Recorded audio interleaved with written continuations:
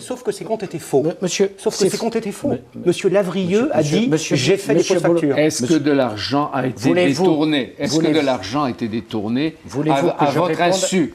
Voulez-vous que je réponde de ma campagne? Certainement pas. Voulez-vous que je réponde ou ne voulez-vous pas?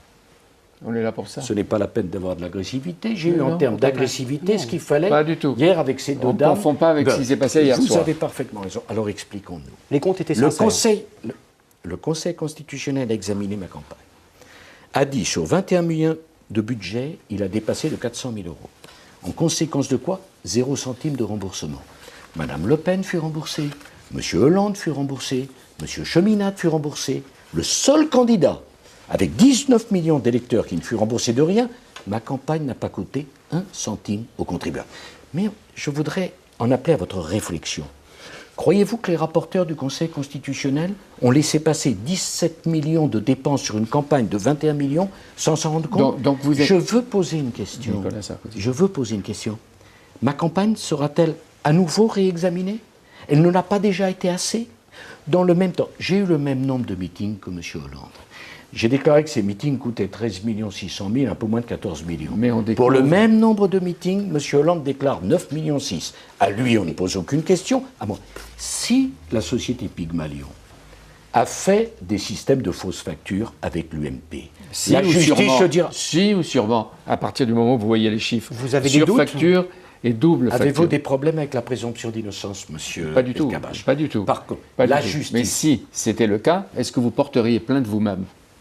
Si la justice avérait que la société Pygmalion a prélevé de l'argent à l'UMP alors qu'il n'y avait aucune raison, les dirigeants de l'UMP seraient alors en droit de déposer plainte. Il ne s'agit pas de ma campagne.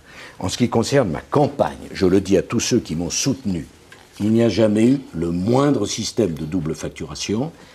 Que les 17 millions qu'on prétend dépendre de ma campagne qui ont été cachés, c'est une folie.